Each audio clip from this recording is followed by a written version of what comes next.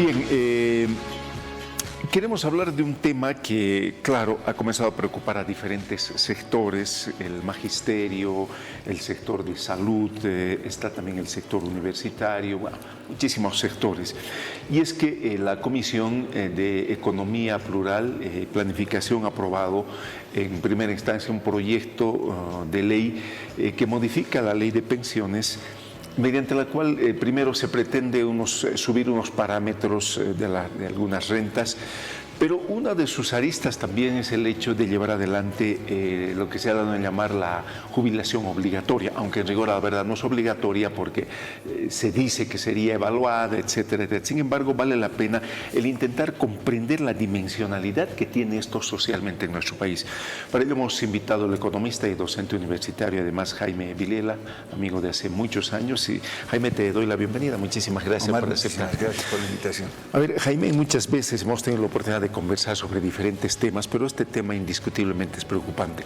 ¿Cómo podemos entender la situación social del país y particularmente en un espacio social que es importante, cuál es la gente que podríamos considerar en un tránsito de la edad productiva a la tercera edad, que se ve inmersa en este tipo de situaciones? Claro, creo que como bien decíamos antes fuera de cámara, hay que ver el contexto, ¿no? Creo que esta 023-24 que aprobó esta comisión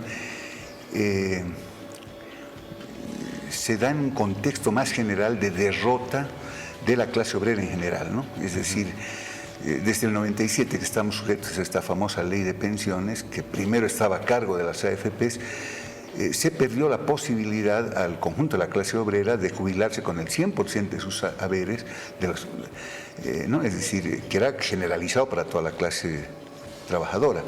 Era parte de las reformas de segunda generación que se llamaban, ¿no? Evidentemente, ¿no? Y la gestora lo único que está dando continuidad a políticas neoliberales, porque tenemos que ver esto de manera global.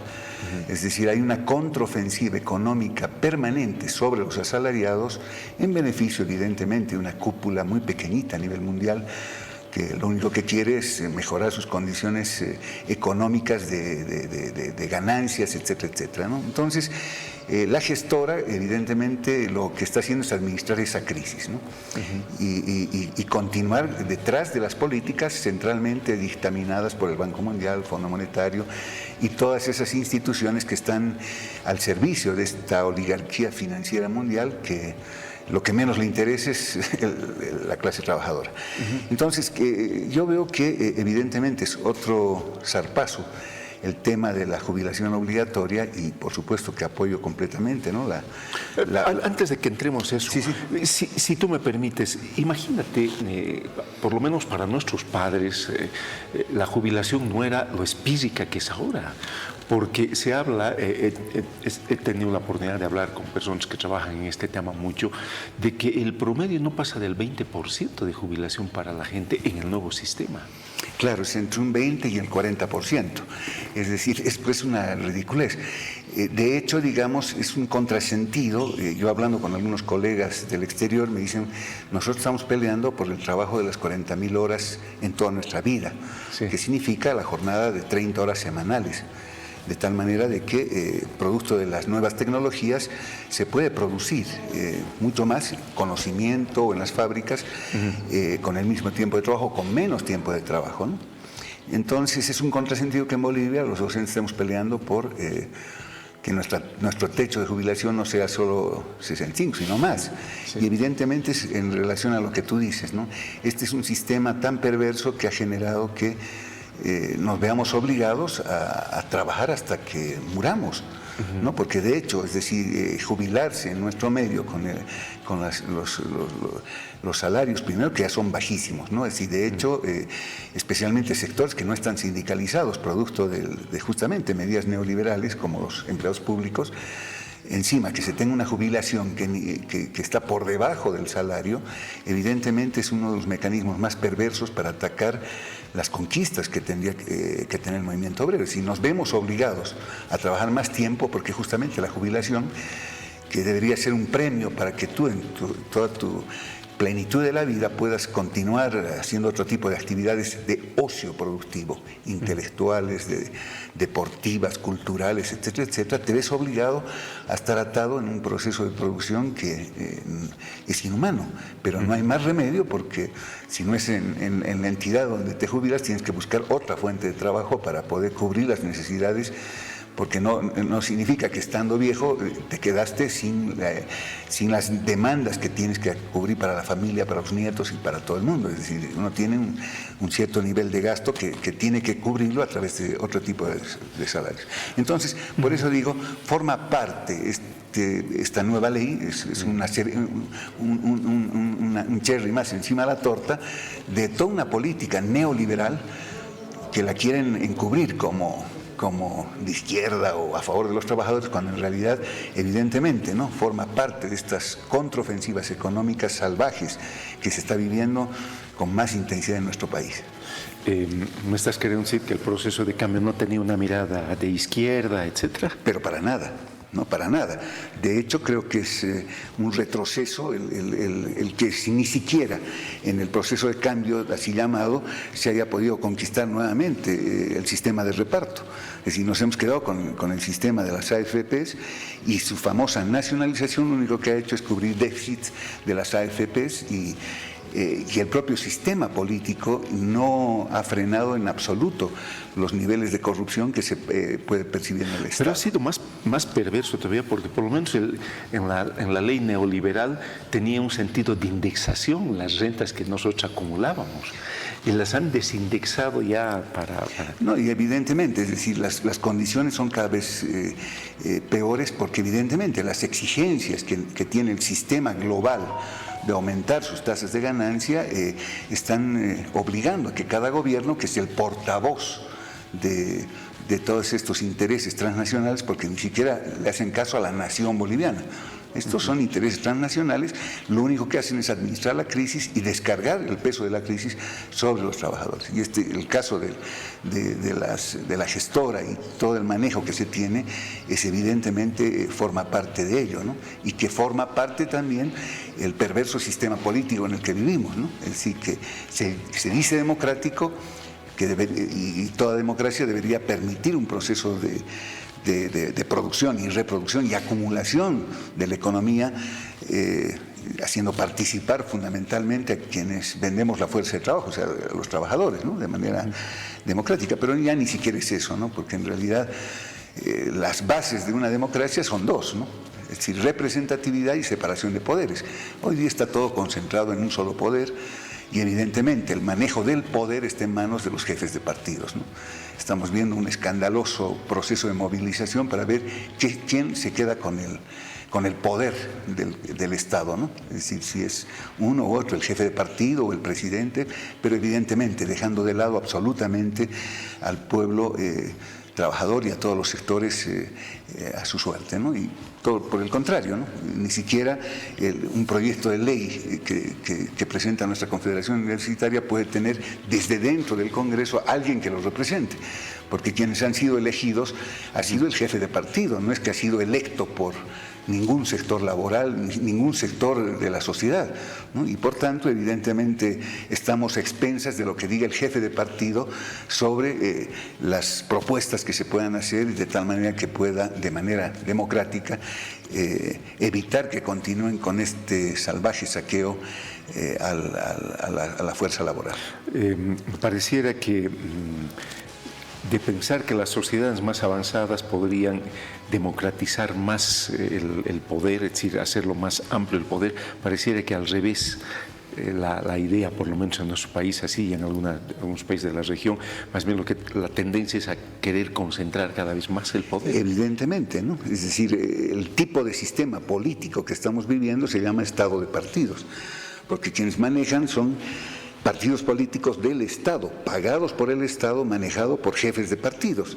Es decir, lo único que hacemos nosotros es ejercer el voto, pero elegir de ninguna manera, porque cuando se eligen los representantes que a uno los representan Y que si, digamos, la universidad hubiese podido meter a un representante, que tendría que ser representante, hacer caso a lo que le dice la base que lo ha electo, ¿no?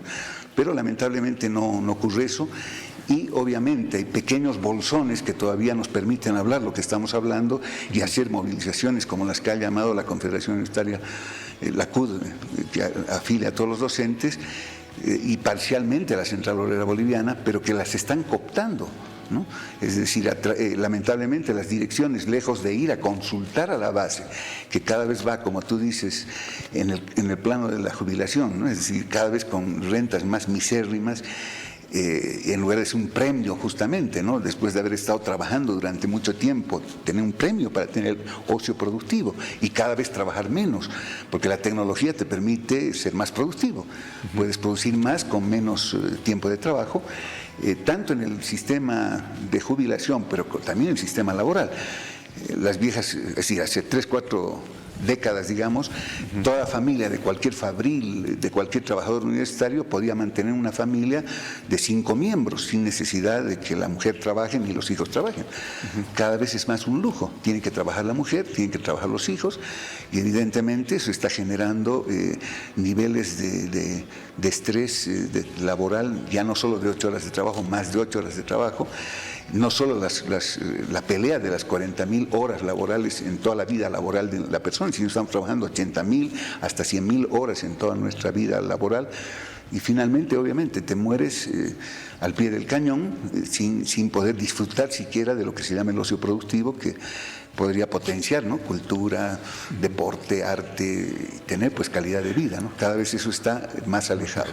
Y otro de los aspectos importantes, estuve leyendo algunas cifras, no solo sería el 80% de nuestro país informal, sino que se estima mucho más.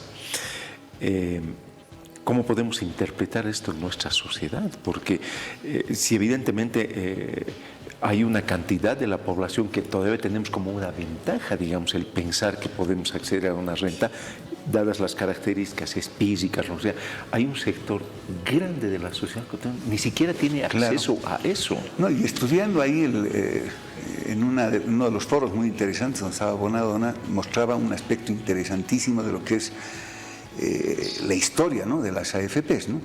Cuando se empezó, más o menos se tenía un equilibrio entre las personas que estaban aportando y las personas que eran beneficiarias, ¿no? Que más o menos era 1 a 1.2, ¿no? En la actualidad, de 600.000 o medio millón de personas que estábamos en las AFPs, hemos subido creo que a cerca de 800 o 900.000 personas, pero los beneficiarios son 2,5 millones de personas. Entonces eso plantea un problema estructural muy serio, ¿no? Es decir, ¿qué es lo que está ocurriendo en nuestra economía y a nivel mundial, ni qué decir, ¿no? Que cada vez, por la competencia fundamentalmente a nivel económico, se está sustituyendo la mano de obra por máquinas, ¿no? Es decir, hay un proceso en el cual si hay una empresa que no se tecnifica, evidentemente la otra se la liquida, porque estamos en una sociedad capitalista en la cual la competencia es lo que rige el proceso de producción.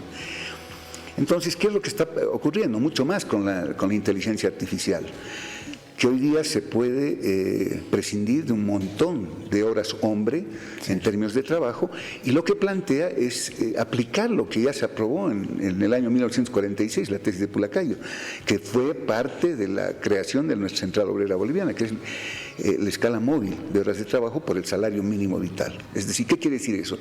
Que en la medida en que hay procesos tecnológicos que están prescindiendo de fuerza de trabajo, la jornada de trabajo ya no puede ser de 48 horas semanales, tienen que ser de 30 horas semanales. Es decir, 30... Cosas por las que están peleando fuera, en otras latitudes. Pero además, que fue la pelea del siglo XIX cuando hubieron la tecnología del famoso motor eléctrico, el motor explosión, desarrollada por la Segunda Internacional de Marx. No, la jornada de 8 horas de trabajo, pero esa jornada de 8 horas de trabajo hoy día ya no puede ser planteada en sus mismos términos, tiene que ser una jornada de 4 o 6 horas a nivel mundial, por un salario mínimo vital que permita cubrir las necesidades de un obrero promedio que tenga 5 miembros y que no tenga la necesidad de estar trabajando otro miembro de la familia y haciendo un proceso de retroceso. Entonces, una escala móvil de horas de trabajo permitiría que en lugar de tener solo 800.000 aportantes, por lo menos aumentemos a 1,5 millones de aportantes. estudiantes, de tal manera que evidentemente no colapse, porque estamos viendo que lo que hacen los distintos gobiernos es administrar de acuerdo a los parámetros que les interesan a estas oligarquías, que obviamente lo que menos le va a interesar es el desarrollo nacional, y menos que menos lo que pueda ser su principal capital, que es el capital humano, ¿no? Ahora, Jaime, muchas veces contigo hemos hablado de muchas cosas, y esta vez en tu calidad de docente. Esta vez toca a un espacio, como son los docentes en particular del sistema universitario, bueno, a muchos sectores, pero particularmente quiero focalizar en los docentes.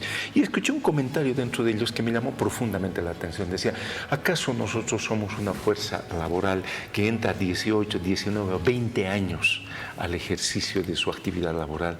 Porque para ser docente universitario tienes que tener primero una currícula fuerte académicamente, pero además experiencia laboral.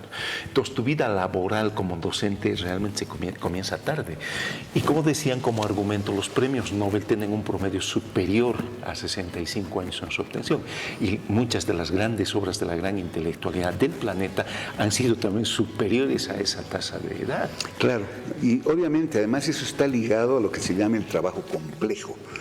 Es decir, en una sociedad capitalista, inclusive una sociedad de transición a otro tipo de sociedades, no se puede pues comparar el trabajo de una persona, por decirte, de un médico que recién egresa con un médico que ya tiene posgrados y experiencia, por decirte, en operaciones de corazón abierto. El tiempo de trabajo de un médico que se llama calificado es un tiempo de trabajo complejo, que por eso también se remunera mucho más. Es decir, una cosa es tener un médico que pueda tener esa experiencia de hacer ese tipo de operaciones exitosas, que le ha costado no solamente el tiempo de la experiencia, sino también la formación, la capacitación, que eso también se incorpora en el servicio que termina brindando. Entonces, evidentemente, es decir, pero al mismo tiempo, es decir, siendo que es muy productiva la persona cuando uno está, y además que debería ser voluntario quedarte a trabajar o no, pero aquella persona que decide, y bueno, yo ya he aportado a lo largo de mi vida, quiero descansar, quiero dedicarme a la familia, al arte, al deporte, a lo que sea, también es un derecho humano, pero que eso nos niegan a nivel mundial, ¿no? Es decir, en el caso boliviano, evidentemente, además de esa consideración que está presente, lo fundamental es el cálculo económico que hoy día tiene el gobierno. Nos deshagamos de estos que nos significa demasiada renta para poder cubrir míseras rentas como jubilados, y si el factor de científicos, de gente que le ha costado mucho tiempo, digamos, para poder desarrollar cierto tipo de conocimientos, queda en la calle en condiciones de miseria. Tengo colegas que están jubilados, que a veces voy a visitarlos y a veces no tienen un café para invitarnos en la casa, ¿no? Y les digo doctores, ¿no? Es decir, entonces es pues una ridiculez que quieran hacernos creer que lo que se está tratando es de velar por la clase trabajadora. Y por eso digo que estas medidas tienen todo menos de izquierda desde el punto de vista social. Es decir, no están velando por los trabajadores, por los asalariados, ni por el país. Están velando un fondo que además ha sido dilapidado de la manera más escandalosa, entregando préstamos que a saber si se va a poder cobrar o no. Es decir, varias cosas que han sido hechas de manera completamente discrecional por quien ejerce el poder, ¿no? En pocas palabras, Jaime, tenemos un par de segundos ya. ¿Le ves posibilidades o crees en la capacidad de lucha que tengan estos sectores? Magisterio, médicos. No, yo creo que lo que se tiene que hacer es urgentemente convocar a la mayor unidad de todos los sectores y exigir que la dirección de la Central Obrera Boliviana convoque a un ampliado realmente democrático, ¿no? No puede ser que se sigan reeligiendo sin que haya un debate sobre qué propuesta, si se va a mantener independiente nuestra Central Obrera, como tiene que mantenerse de manera independiente la universidad, sin mantener la autonomía. Si no hay ese espacio, no habrá ninguna posibilidad de que individualmente los intelectuales o quienes podamos contribuir con ello podremos hacer una transformación. Creo que hoy día la clave está en el proceso de unificación de las luchas y evidentemente, ¿no? Es decir, luchar porque la jubilación vuelva a ser el 100% de los saberes de los últimos años, y en ese momento tendrás decir, muchos docentes seguramente que les encanta la docencia o la investigación se quedarán, pero también habrá muchos colegas y muchos trabajadores que se acogerán a ese servicio, como ocurre con la policía y el ejército, que es un derecho que debería gozar toda la clase asalariada. Que va a perjudicar las utilidades de las grandes empresas financieras mundiales, seguramente, pero ahí es una disyuntiva de hierro. O son ellos o es el pueblo boliviano y los trabajadores, pero no hay puntos intermedios. Muchísimas gracias por la gentileza al acudir a conversar.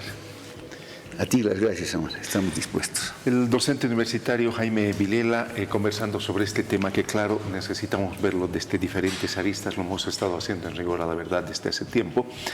Y esto nos ayuda a enriquecer cómo debemos entender el problema, no solo como un problemita ahí tan chiquito y separado, sino las diferentes dimensionalidades que tiene.